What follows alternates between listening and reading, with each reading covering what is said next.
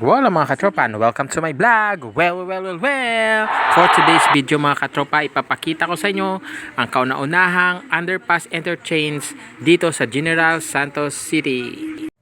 Buhay Marino, Katropang X, Pamilya at Trabaho, Katropang X, isubscribe na, Katropang X TV.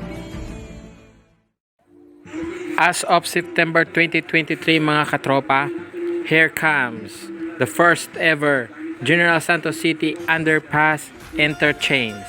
The Department of Public Works and Highways o DPWH commenced on June 23, 2022 the construction of Jensen City Underpass Interchanges at the intersections of Mabuhay Bulaong Road and Digos Macar Road.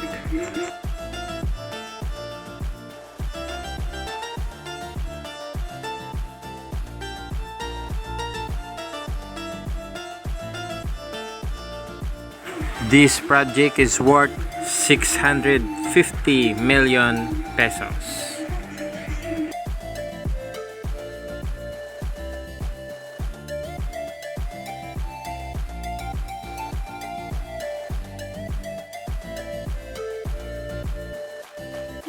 The project is one of the first mega infrastructure of the DPWH Central Office in Sorsogon region, adding that the initiative is part of President Rodrigo Duterte Build project.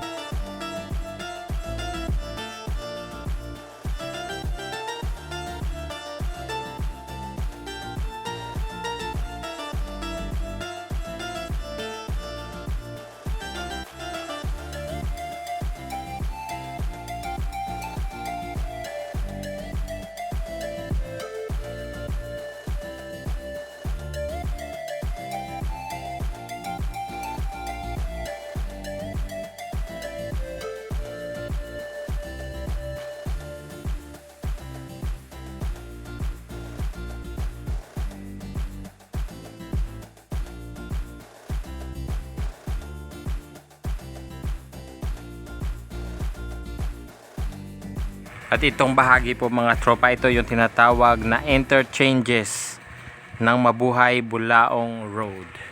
Medyo patapos na yung area na to mga katropa.